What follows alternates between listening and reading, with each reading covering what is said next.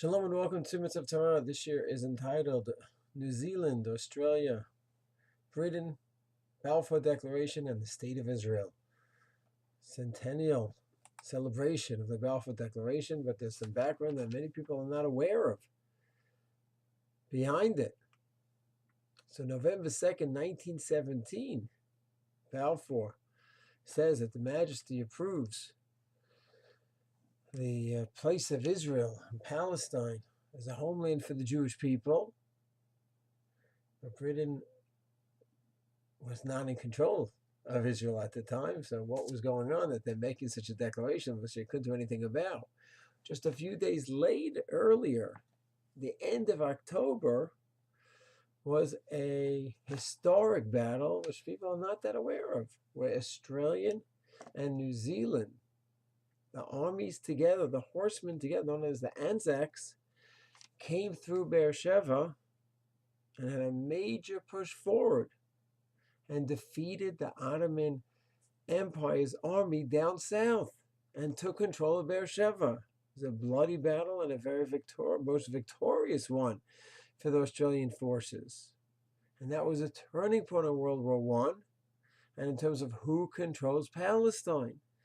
And shortly after that, the British forces, they took Gaza, and then eventually took control of Israel, and then were able to go ahead and take the declaration of the Balfour Declaration, and say, yes, this is the plan.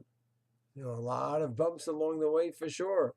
In 1917 to 1948 was anything but smooth, to say the least, filled with tragedy and so much changes and plans. But that Balfour Declaration in November 2nd, which right before was preceded with Australian, New Zealand forces, was crucial and miraculous.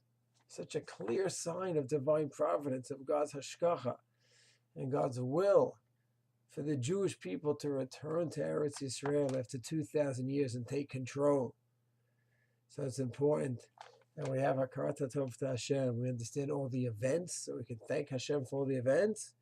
But it's also crucial to know the events that led up to it, so we don't just thank God, we thank the people involved in it as well.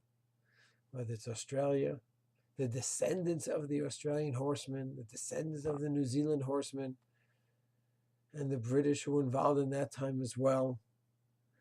And yes, things got shaky after that, but we should never be kfoi tova and not appreciate and show appreciation to all the positive forces and people that helped bring about the greatest miracle in 2,000 years. Baruch Hashem.